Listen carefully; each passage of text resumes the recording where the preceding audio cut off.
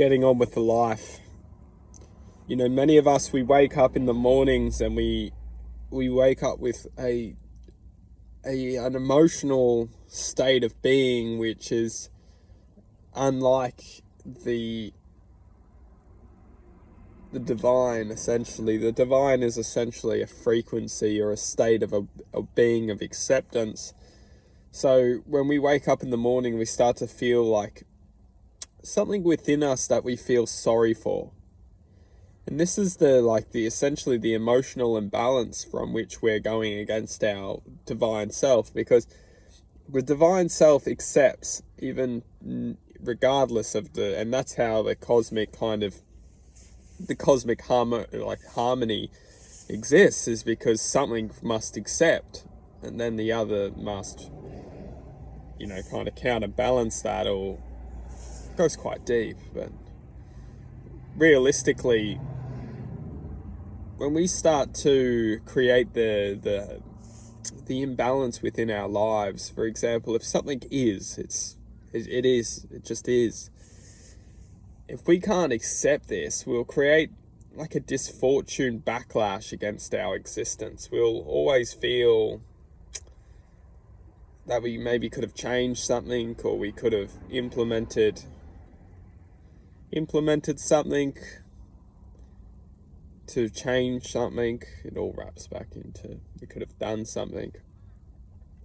But the truth is, put simply, is that in order to truly uprise against this it's almost like we sink into a state of being of just like a little bit of disappointment, but it's also a little bit of we're just not feeling great. We just feel like we're being a little bit, we're in this world, but we're not really happy with it.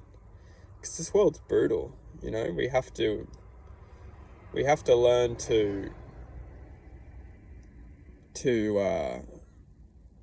fight in this world, to succeed within this world, and not fight for wealth and greed, because that's how a lot of us get into this mindset that we're talking about right now. Is we get going, we use all our youth, we use all our energy, we use all our we use all our youth, we use all our energy to go after money or women, or and then we wind up a little bit later on feeling energy less, or feeling just a little bit lost, and we realize that what we went fighting after has now got us into this place. So it's a little bit tricky, life, because it kind of works against us. Everything we thought was good for us, we end up finding out that it was kind of leading us to the opposite, or not necessarily. It was disguising what we thought was good for us was actually our demons disguising a path of which we could then suffer from. It's a little bit brutal, but it hits the nail on the head. So in order to uprise against this, is we need to understand the truth of this existence. Is that this truth of existence is designed for us to be entangled within its confinements of suppression. It gets us into these confinements or spaces of feeling limitless, or feeling just limited, or feeling just not our greater self, and then it just tries to glue us into these states of perception, and then when we're there, we just feel just bad, and then it just keeps us there.